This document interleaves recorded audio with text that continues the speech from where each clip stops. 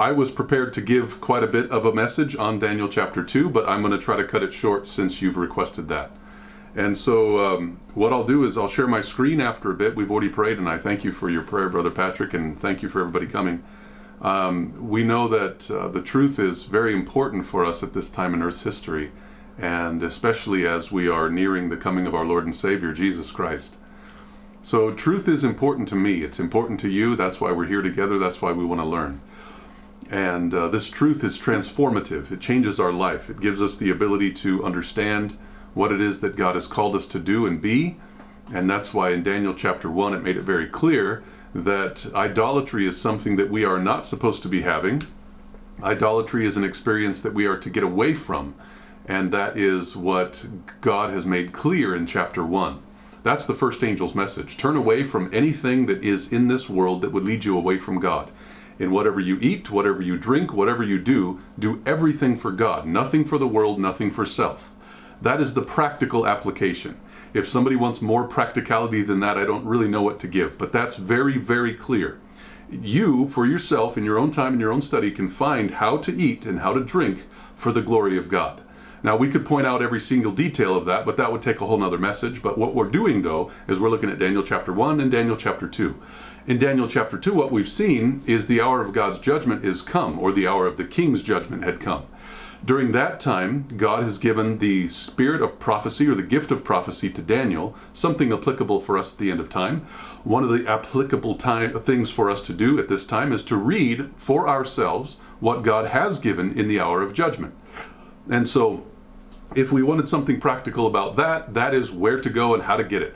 You unpack that for yourself. There's plenty to read, plenty to understand, especially right here.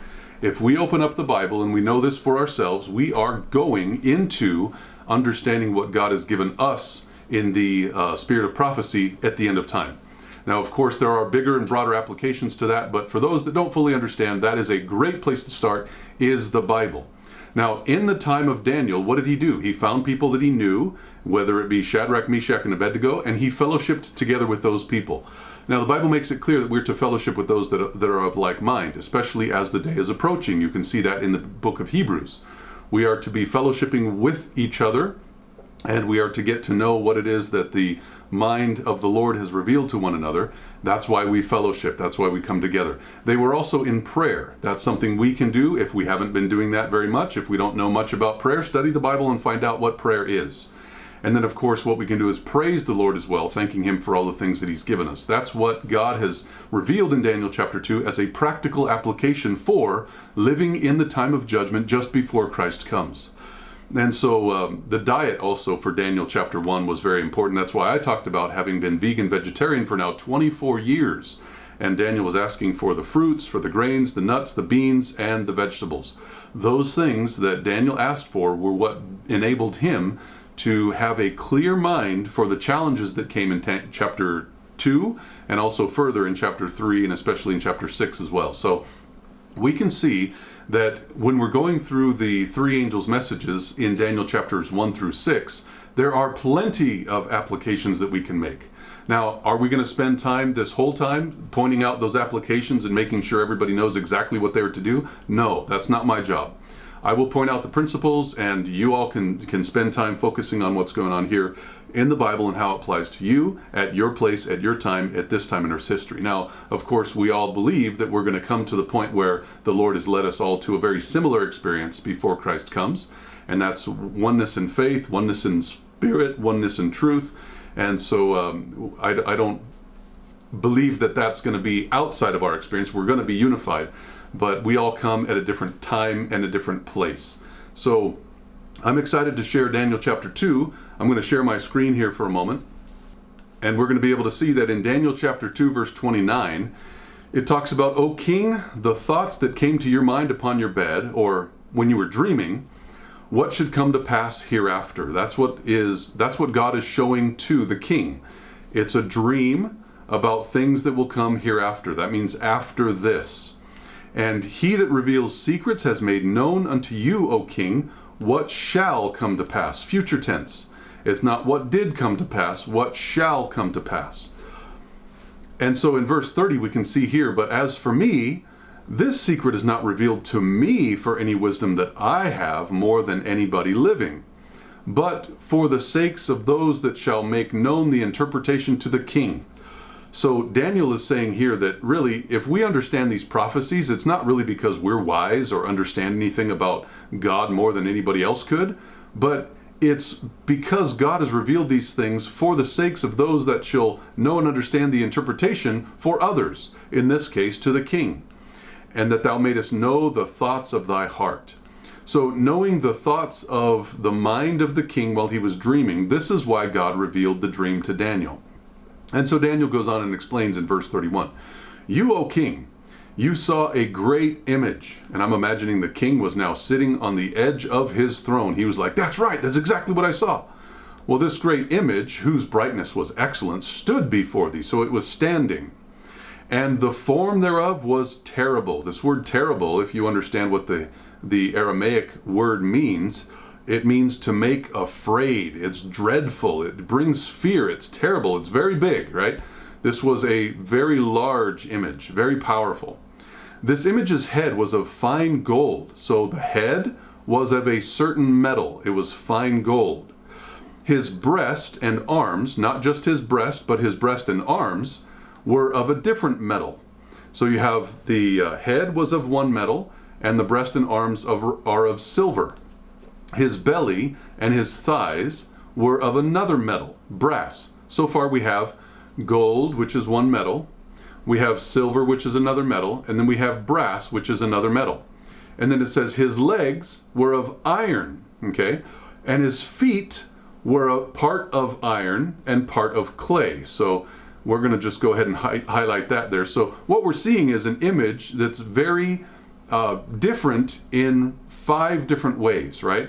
So you have gold, silver, brass, iron, and then iron mixed with clay. And so this idea of this image is what God is trying to reveal to Daniel, which he did in a vision at night, or, as it says there earlier in chapter 2. But it was for the sake that the king would be able to know and understand what's happening. And so Daniel reveals this dream to the king that was revealed to Daniel, of course, as we had learned before. It was through the ministration of God the Father, through his Son, through the angels, to the prophet, in this case Daniel. And so we can know that Daniel was revealing this, and the king was just probably really interested in what was being described to him, because he remembered now, that's correct, this is the dream that God had given to me. And so Daniel was now standing up as one that was full of truth in the eyes of the king. And that's what God was trying to do as well. See, because God was trying to win the heart of Nebuchadnezzar, just as he had won the heart of Daniel already. So there's evangelism involved here too. When you learn what truth is and you share it, that's a very good application of what to do with the truth that you've learned. Share it with somebody who you know. And that's the benefit of learning what truth is so others too can be transformed and prepared for the coming of Jesus Christ in the clouds of heaven. So there's plenty of applications if you're looking for them. Take and find what is being said and apply it to yourself, and you'll be able to know and understand that the Bible in all its aspects is applicable to us. Okay? So Jesus spoke in parables, and we can too. And so it says right here in verse 34, "Thou sawest till that a stone was cut out without hands." So now here's another thing that happens. First of all, there's all these materials, gold, silver, brass, iron, and then clay. And then there's a stone that comes up. And the stone was cut out without hands. Now this phrase, without hands, if you were to copy this phrase and search it, you would actually find that what happens is you have this idea that something goes on 4 different times. It's only 4 times in the Bible that this phrase is used, right? Every single time this phrase is referred to as something that God does, I believe anyway, something that God does by himself. So a stone was cut out by God. All right, now there was a stone cut out of the mountain by God. Right here it says in Mark chapter 14:58, it says that I will destroy this temple that is made with hands, and within 3 days I will build another by God. God will do it, okay? Because we know that Christ is referring here to being in the grave, and we know that the Father, according to the Bible, is the one that raised Christ from the grave. And then it says here in verse 11, whom also you are circumcised with a circumcision made by God, in putting off the body of the sins of the flesh by the circumcision of Christ, right? So God the Father does it through his Son, and that's exactly what happens here as well. God raises his Son. He actually did it through an angel, and it was by God. And then, of course, the stone is cut out of the mountain by God, and we're reading about that in Daniel chapter 2, verse 34. So this without hands phrase is actually referring to that which is done by God the Father. You saw till a stone was cut out by God the Father without hands, which smote the image upon the feet. Now remember, the feet were part of iron and part of clay. Now clay is something that is brittle, right? That's what we talk about later in the prophecy. So he smote the image on the feet that were of iron and clay. Now the iron didn't break, it probably just moved out of its place, but the clay was what shattered, causing the entire image to fall and be destroyed. And it break the image to pieces, right? So what we have is this image is in pieces. What size of pieces is this image in? It says there in verse 35, then the iron, the clay, the brass, the silver, the gold, broke into pieces together, all of them. And they became like the chaff of the summer threshing floors. Now, chaff is something that is like the husk of a grain, whether it be like, for example, if it's corn, you have the husk of the corn, right? If you have wheat, you only have the shell of the wheat. If you have something that's some different grain, whether it be amaranth or I can't remember all the grains right now, but they each have a husk, and that's what's being blown away. So very small pieces compared to the regular fruit or the regular harvest that you would be seeing. So this whole image that was made up of gold, silver, bronze, iron, and clay was completely shattered and was like the chaff, okay? And notice what happens here in the Bible. It says that it became like the chaff of the summer threshing floors, and the wind carried them away. Now, wind, of course, can refer to a lot of things in the Bible. In this, we're just going to refer to the fact that the wind carried them away. Carried what away? The chaff, those small pieces that were the leftover from the harvest. That no place was found for them, right? They were totally blown away. No place was found for them, kind of like Satan was cast out of heaven and no place was found for him anymore there. That's in Revelation chapter 12. And the stone that smote the image, what happened to it?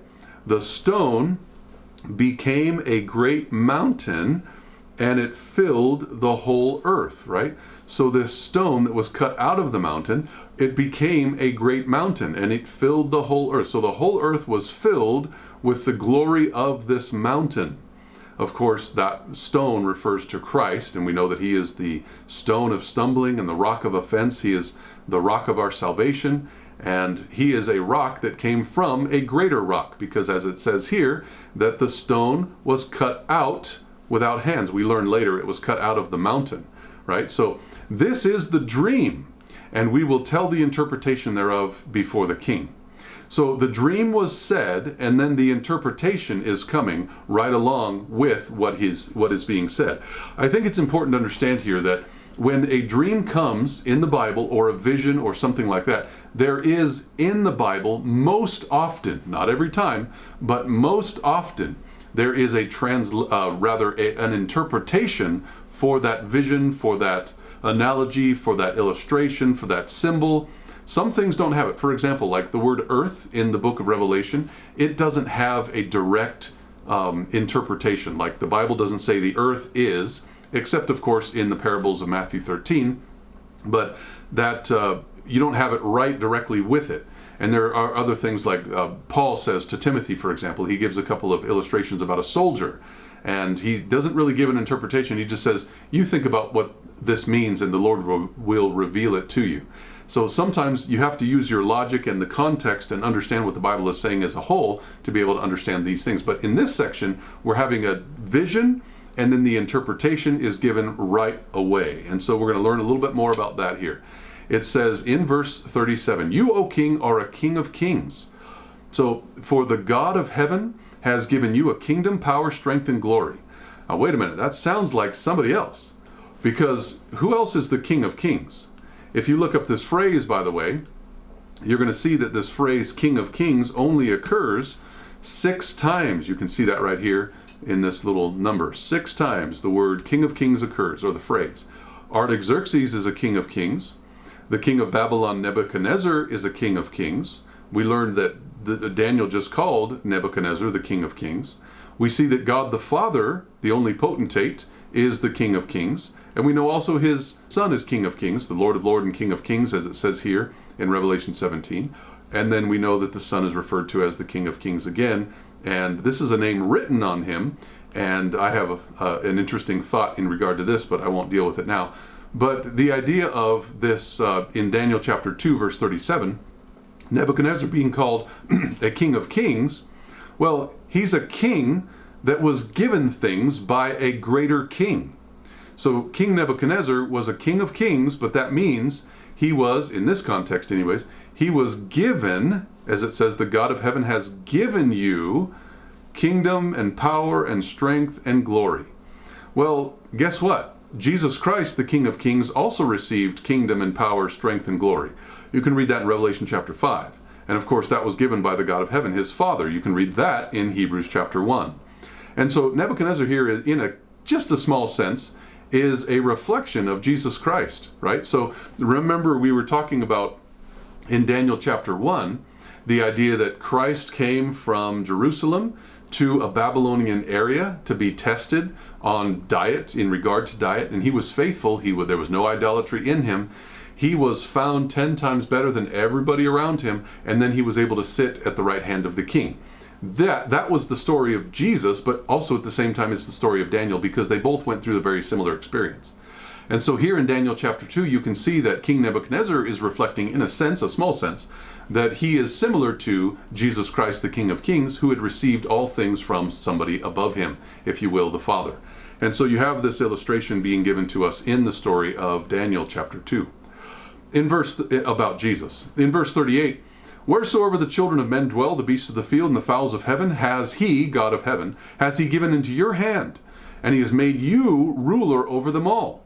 You are this head of gold. So you as a ruler over all things, you as a ruler, as a king, you are this head of gold. So the king represents this head of gold. The king obviously has a kingdom.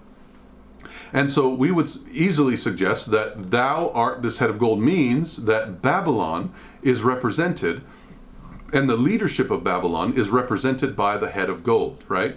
So it says there in verse 39, after these shall arise another kingdom. So this is now another one, another kingdom. It doesn't say another king, like you, king, are this head of gold, but it doesn't say another kingdom is going to come, king is going to come. It says another kingdom, which of course has a king.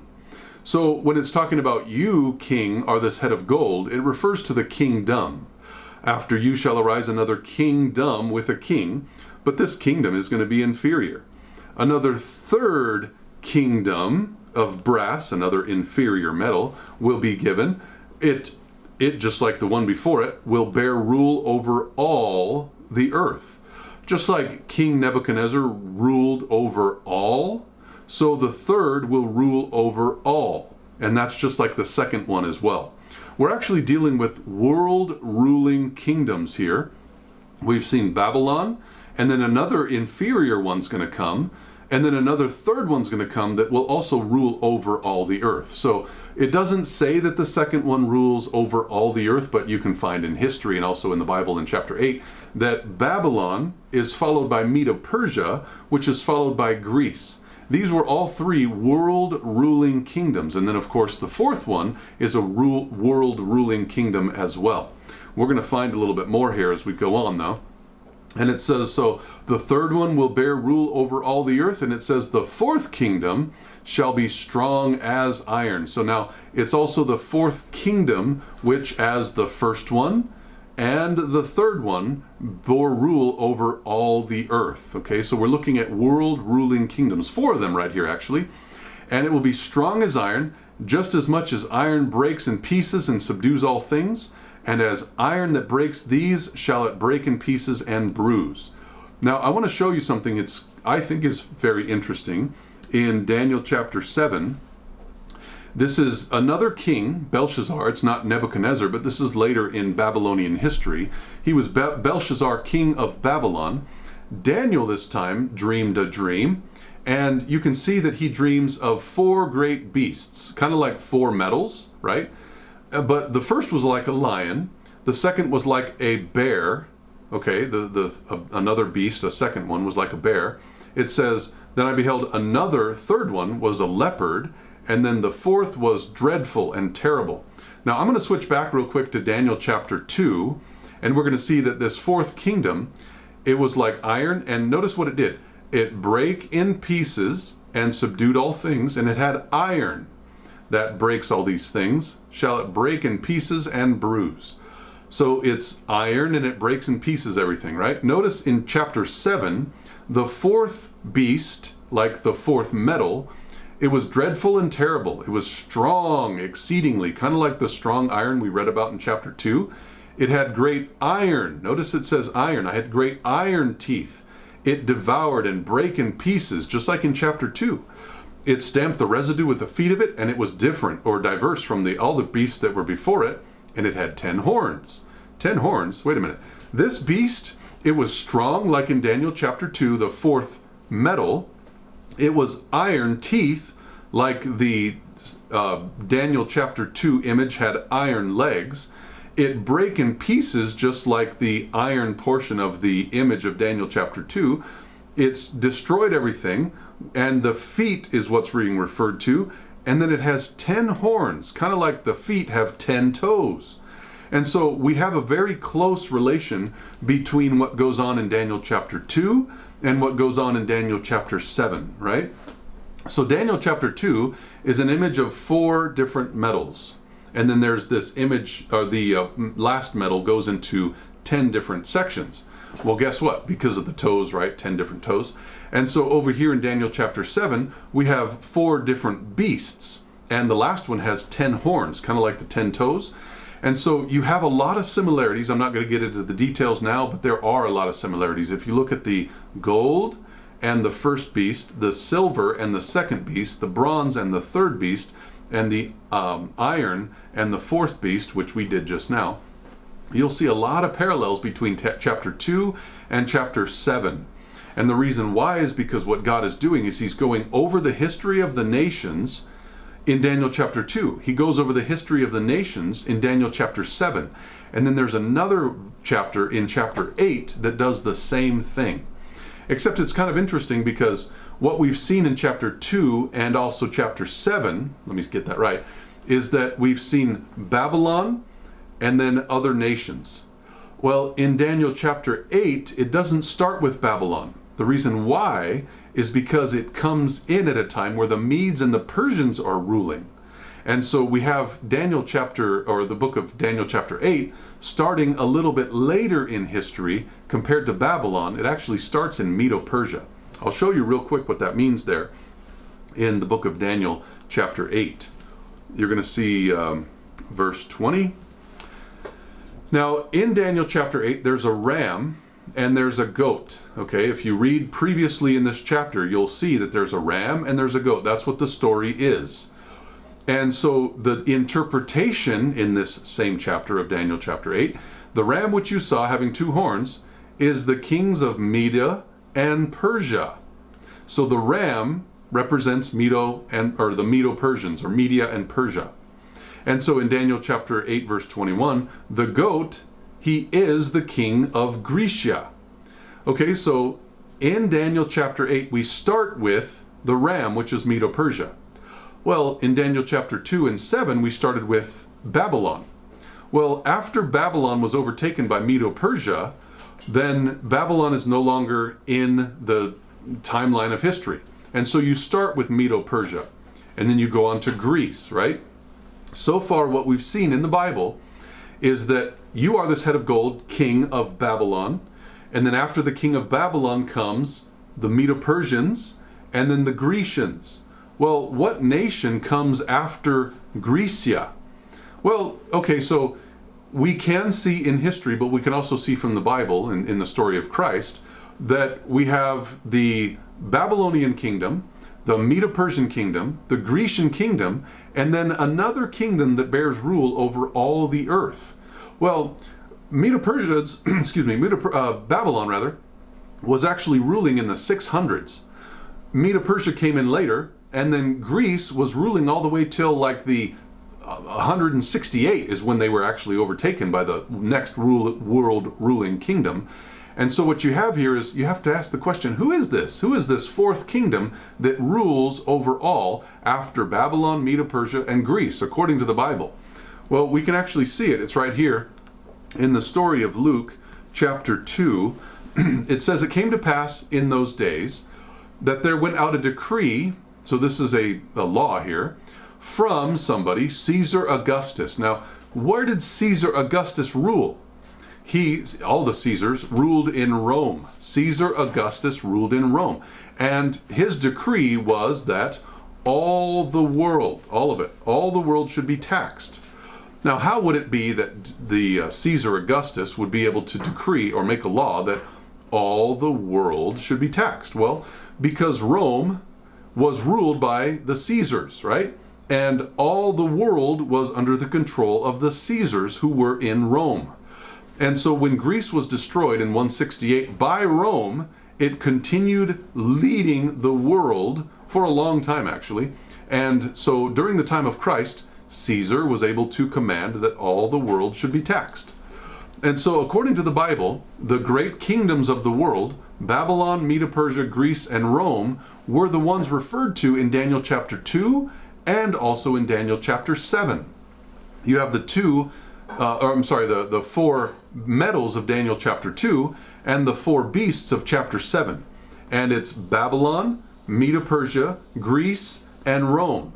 Those four kingdoms are being reflected by the metals and the beasts. And so in Daniel chapter 2, what you're seeing is actually a foretold history of the world. Now, what I mean is foretold history. It's prophecy that hadn't been fulfilled yet, or history that hadn't been fulfilled yet. Prophecy is something that's talked about before it even happens. And so God was revealing to the king and through Daniel what it was that was in regard to his kingdom, the next kingdom, the next kingdom, the next, and even on to the coming of Christ, which was the stone that was coming that would break all of the previous kingdoms to cause them to be like chaff, right? So we have this story in Daniel chapter 2, I think, as a beautiful explanation of what's going on with the four kingdoms. Remember, Babylon is the head of gold. There's another kingdom, which is Medo-Persia. There's a third kingdom, which was Greece. And the fourth kingdom, which was Rome, according to Luke chapter 2. And it's interesting how that this fourth kingdom actually breaks in pieces everything, as Rome did. And then it's like potter's clay.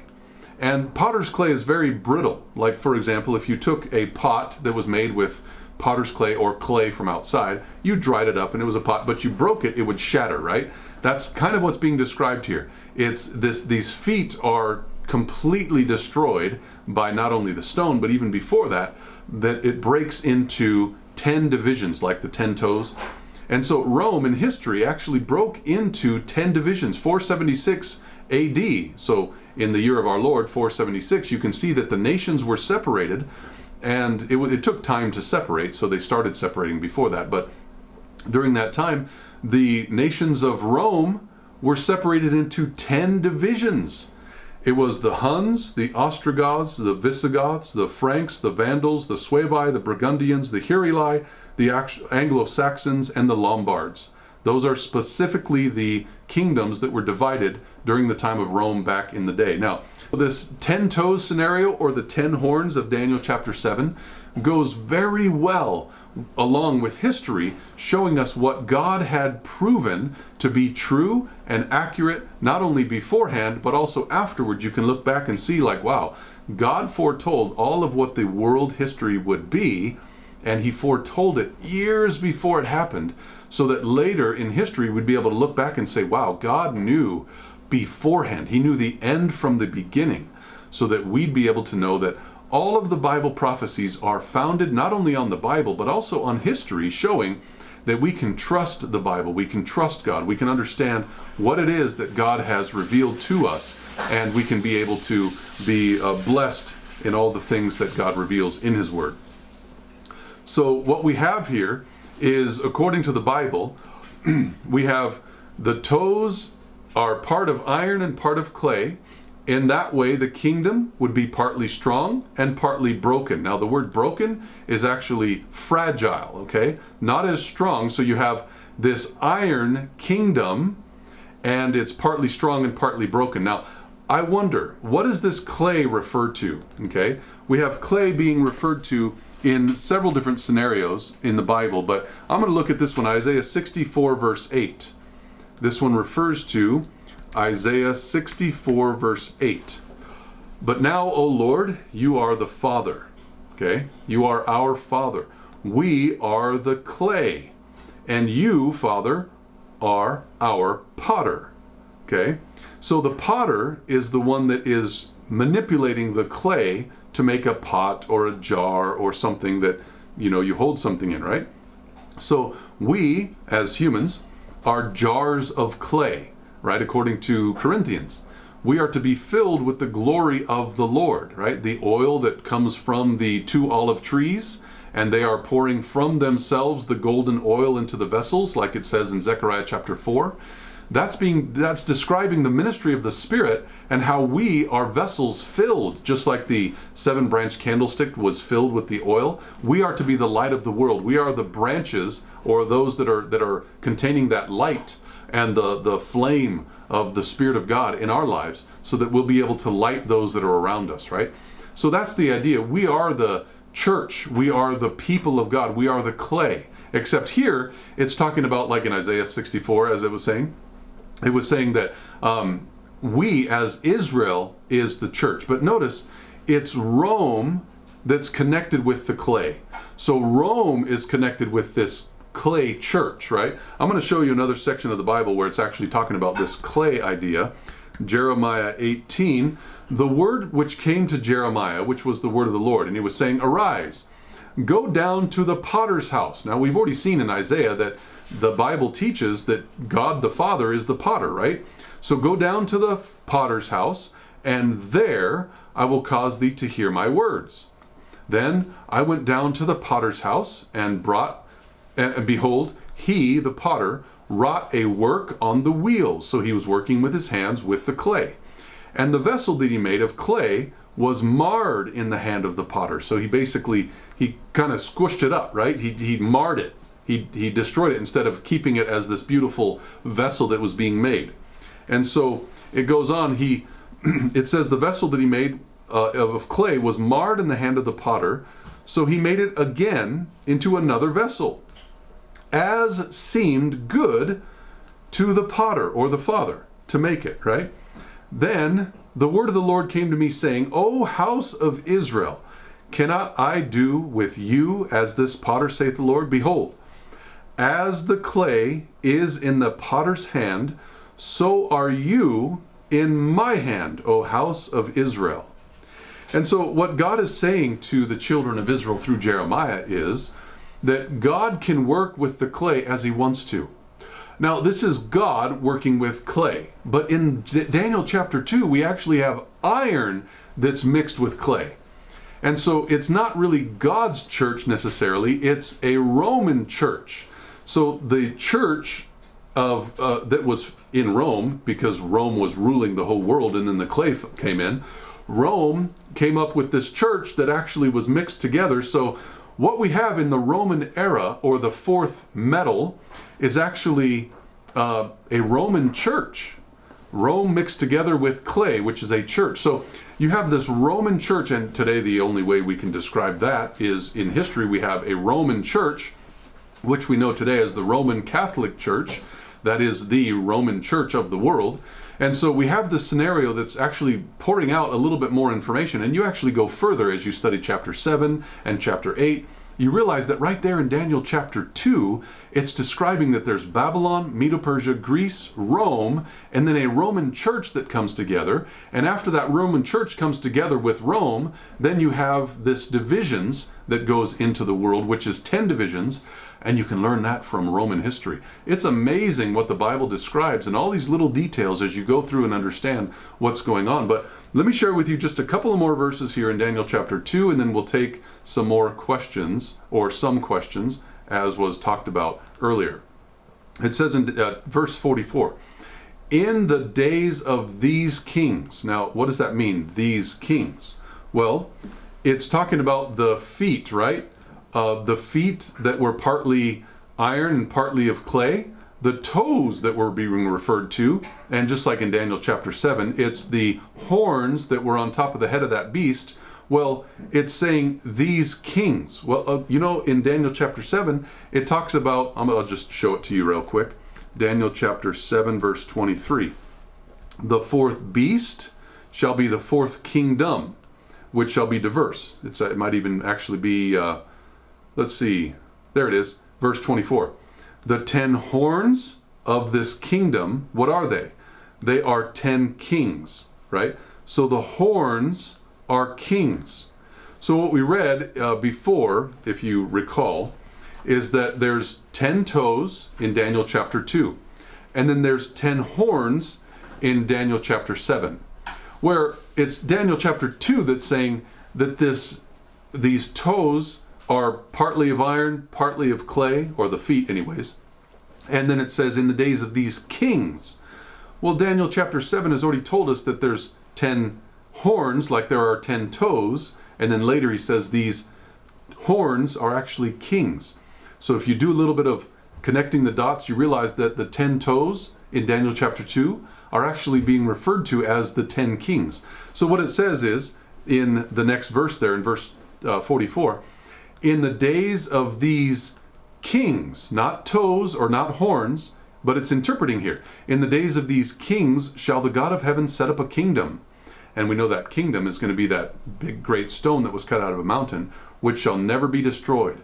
And the kingdom shall be left to, shall not be left to other people, but it shall break in pieces and consume all these kingdoms, and it shall stand forever. For as thou sawest that the stone, which is the kingdom, was cut out of the mountain. So there's a stone that is cut out of the mountain, just like the Son of God was brought forth from the Father, or Eve was brought forth from Adam. The stone was cut out of the mountain without hands. That means it was done by God.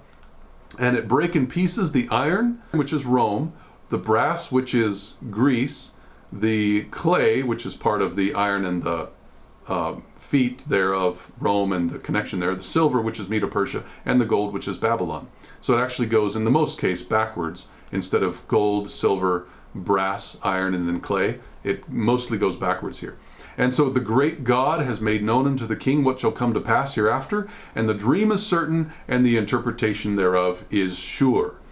And so what we have seen, again, just covering this idea, is that in the midst of this time where, in the time of the hour of judgment, God revealed these things to Daniel, which was that he gave him the spirit of prophecy. In that spirit of prophecy, what we have is Daniel being revealed this idea of God giving a dream showing that the kingdoms of the world will come. Babylon being the first there, Medo-Persia, Greece, Rome. Rome is connected with a church, which is the clay, and then it's divided into 10. Now, after a time in the days of these kings is when God sets up his kingdom, which is the coming of the stone, which is Christ coming the second time and setting up his kingdom after the 1,000 years, of course, on the earth.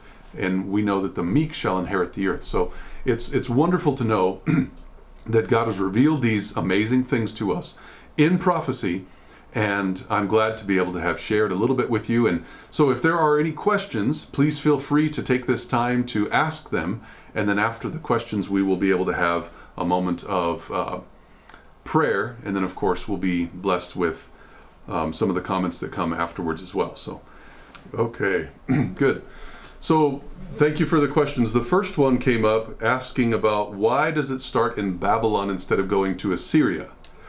In light of many prophecies, the prophecy actually begins during the time in which the prophet is living.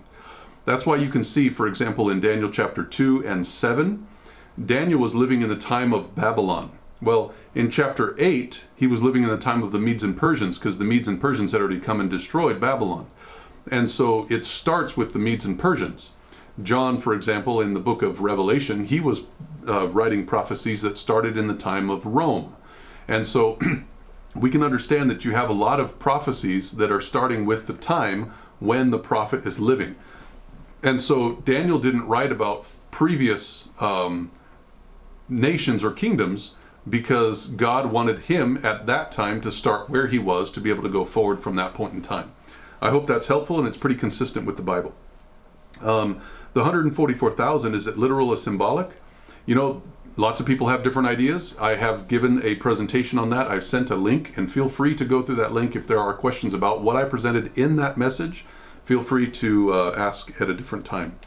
Now, the clay, I felt like we went over the clay a little bit already. The clay is dealing specifically with a religious group of people, those that are claiming to be molded or melded by God and shaped and formed into his image and character. But that is not always the case when, of course, like in Daniel chapter 2, where Rome was connected with this clay. It was not God's people that were combined with Rome. It was another church scenario, those that claim to be led by God that were referred to. So clay in and of itself is referring to a religious group of people, those that are claiming to be children of God. And so verses from Babylon, Medo Persia, Greece, and Rome, I felt like we did that already, looking at Daniel chapter 2, you are this head of gold. Chapter 8 refers to Medo Persia and Greece, and then Luke chapter 2 deals with Rome. And you don't find other world ruling kingdoms in the Bible that's between those times, Babylon and our day here. Except, of course, when it's referring in prophecies of Revelation. But dealing with the book of Daniel, that's what's being dealt with. If there are other verses, feel free to share them. And then the practical applications, well, I did address that at the beginning because I know that a lot of people do ask that question, like what's practical about the three angels' messages in Daniel? We talk about idolatry. That is a very practical thing. Idolaters will not be in heaven. The Bible says that in Revelation 22. You can read it for yourself. So idolatry, turning from idolatry, knowing who God is from the Bible and serving him and him alone, of course through his Son, we can find that that is not idolatry. That is what the Bible is calling us to do in regard to worship. How do you worship? Well, of course, in whatsoever you eat, whatsoever you drink, whatsoever you do. So there's eating, there's drinking, and doing. All of that, do all to the glory of God. Now, we could talk about eating for lots of messages. We could talk about what you drink, whether it be alcohol or not, for lots of messages, and same thing with whatsoever you do. So these are principles that we can apply. Now, Leviticus 11, Deuteronomy 14, they talk about some of the foods that you should not and you can eat. So foods that you could and what you shouldn't. But Daniel chapter 1 actually gives us pulse, which refers to the beans, nuts, grains, fruits, and vegetables. That's what pulse is. That's what Daniel asked for.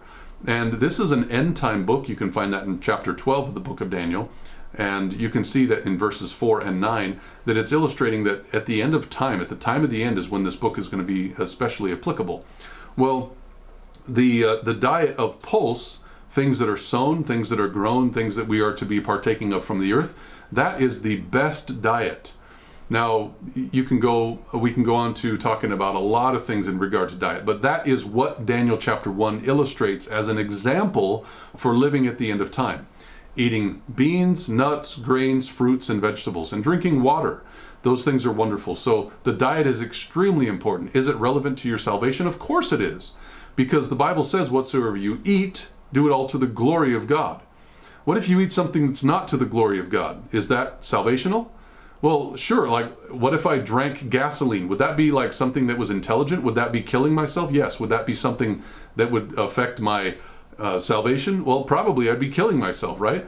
Well, what if I drink alcohol? That's killing yourself. That's actually breaking the commandments. And the Bible teaches, and the reason why it's breaking the commandments is because it says thou shalt not kill. That means yourself too. If I'm smoking, I'm killing myself. If I'm eating something that is causing me to die slowly, yes, it's killing me. It's breaking the commandments. And so yes, diet is a moral issue. It's not amoral. It is a moral issue. And so we can see and understand that the people at the time of the end, in Revelation chapter 12, for example, verse 17, they will be keeping the commandments of God. Chapter 14, verse 12 in the book of Revelation, they will be keeping the commandments of God. Chapter 22, verse 14, they will be blessed and keeping the commandments of God. That's in the book of Revelation. And so you have this idea that in the end of time, there are going to be people that keep the commandments of God, including thou shalt not kill, which is referring to what you put into your body if you take it to that point, which I do. So I understand that diet is definitely salvational. That's why it's the first chapter as the keynote of the book of Daniel. Daniel is for the time of the end, and he was clear-minded. And that's what diet does. It clears up your mind. Like, for example, if you were to drink gasoline and you were to be eating just a big tub of lard, that's not going to be good for your brain. Your brain is going to be completely shut down. You're not going to be able to think. You're going to sleep. You're going to get sick and all this other stuff. And so if we're eating that which is healthy, we're going to be able to think clearly and sharply. That's what God is looking for, is a sharp mind. And so that's what the diet is in regard to salvation. It's in regard to your mind.